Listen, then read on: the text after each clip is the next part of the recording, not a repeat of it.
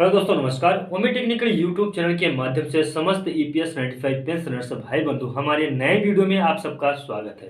दोस्तों, सब जानते हैं कि कल बजट पेश हुआ है। वित्त मंत्री जी ने बजट को पेश किया है और जितने भी ईपीएस 95 पेंशनर्स थे इस बजट से काफ़ी ज़्यादा उम्मीद लगाए थे।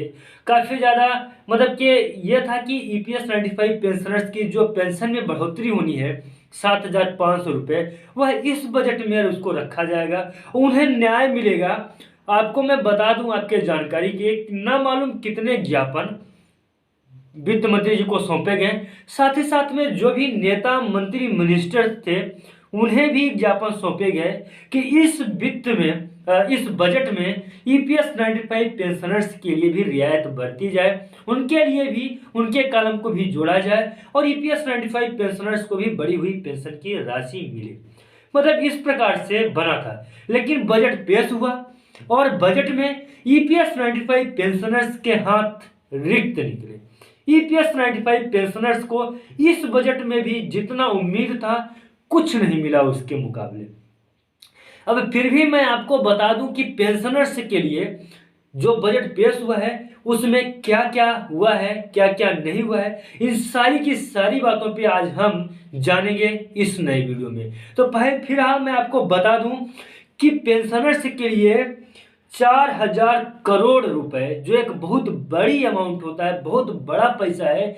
4,000 करोड़ रुपए ईपीएस 95 पेंशनर्स की तो बात नहीं करूंगा मैं, लेकिन मैं बात करूंगा पेंशनर्स के लिए 4,000 करोड़ रुपए रखा गया है इसमें।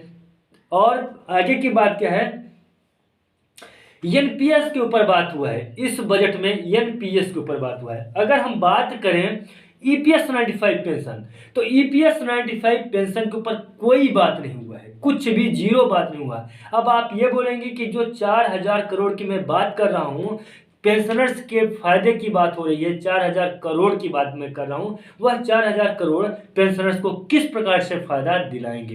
तो मैं आपको बताना चाहूंगा यहाँ पे कि यह जो 4,000 करोड़ है, यह जो 4,000 करोड़ है, पहले नंबर पे रिटायर्ड सैनिकों के लिए है। रिटायर्ड सैनिक किस प्रकार से उन्हें मिलेगा।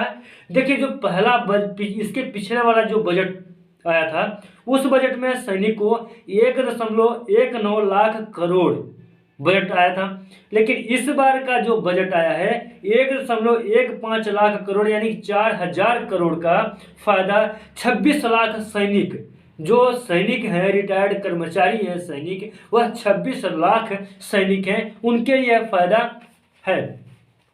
एनपीएस में भी एक बड़ा देखा गया है कि एनपीएस जो पेंशनर्स हैं उनके लिए भी कुछ रियायतें यहाँ पे बढ़ती गई है। तो एनपीएस के लिए क्या बातें कही गई हैं, क्या बातें हुई हैं, उस बातों के ऊपर अगर हम चर्चा करें तो नियोक्ता का अंशदान थोड़ा बढ़ गया है, बढ़ा दिया गया है। जो 10% का बजट था अब उसे 14% कर दिया गया है। बात को समझिएगा, जो नियोक्ता का अंशदान होता था वह 10% पहले था, लेकिन अब उसे बढ़ा के 14% कर दिया गया है। यह दोनों के लिए लागू होता है, चाहे केंद्र का हो चाहे राज्य का हो, कर्मचारी हो, दोनों के लिए लागू होता है। जो 10% था उसे बढ़ा के अब 14% कर दिया गया है। तो कहीं ना कहीं एनपीएस को फायदा इससे हुआ है, एनपीएस को फायदा हो रहा है। अब बहुत लोग बोल रहे हैं कि यह बजट जो है आम नागरिक को देखते हुए बनाया गया है, पेंशनर्स को ध्यान में रखते हुए बनाया गया है। पेंशनर्स की बात आई कि पेंशनर्स का नाम, पेंशनर्स का जिक्र या पेंशनर्स से संबंधित कोई भी बातें अगर इसमें हुई हो, तो ऐसा कुछ भी नहीं है। किसी भी प्रकार की कोई जानकारी साझा नहीं किया गया है इस बजट से ईपीएस 95 पेंशनर्स के लिए। यह सुनने में आता है कि पुराने जो पेंशनर्स हैं उन्हें हो सकता है टैक्स फ्री कर दिया गया, टैक्स में छूट मिलेगी, टैक्स में रियायत मिलेगी, लेकिन जिनका बहुत ज़्यादा अमाउंट आ रहा है उनका, अभी पीएस वाले का अमाउंट ही बहुत कम आता है। तो मैं यहाँ पे आपको बताना चाहूँगा कि जो वार्षिक आपका इनकम है, वार्षिक इनकम और जो बड़ा इनकम जैसे एक ही साथ में निकालते हैं, एक मुश्त राशि निकालते हैं, 1,00,000, 2,00,000, 5,00,000, 10,00,000 निकाल रहे हैं पैसा, तो उन पैसे पे जो टैक्स लगना है वो टैक्स में शायद छूट मिली है, ऐसा कहा जा रहा है। लेकिन या राइटिंग लिखित में जो बजट पेश हुआ है जिसमें ईपीएस 95 पेंशनर से संबंधित कोई भी प्रावधान नहीं है, कोई भी बातें नहीं रखी गई है। तो ईपीएस 95 पेंशनर्स काफ़ी रोष और काफ़ी गुस्सा दिखा रहे हैं, इस बजट से असंतुष्टि व्यक्त कर रहे हैं। लेकिन अगर हम बात करें माननीय प्रधानमंत्री जी की, तो माननीय प्रधानमंत्री जी ने बताया है, साफ और स्पष्ट रूप से कहा है कि यह जो बजट बना है आम जनता, आम नागरिक को देखते हुए बजट को पेश किया गया है। और इस बजट जो ये बजट है, इस बजट के माध्यम से आम जनता और आम नागरिक को काफ़ी ज़्यादा फायदा होने वाला है और काफ़ी उन्हीं के लिए बनाया ही गया है। तो इस जो कुल मिला के ईपीएस 95 पेंशनर्स हैं, इस बजट से काफ़ी ज़्यादा उम्मीद लगाए थे और काफ़ी ज़्यादा मतलब उत्साहित भी थे कि ईपीएस 95 पेंशनर्स को इस बजट में रखा जाएगा।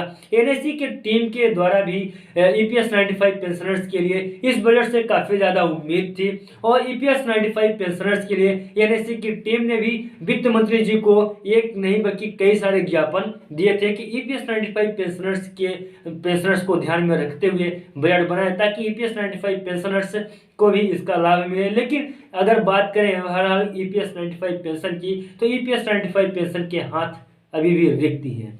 अब देखना यह है कि ईपीएस 95 पेंशनर्स को बढ़ी हुई पेंशन की राशि कब प्राप्त होती है।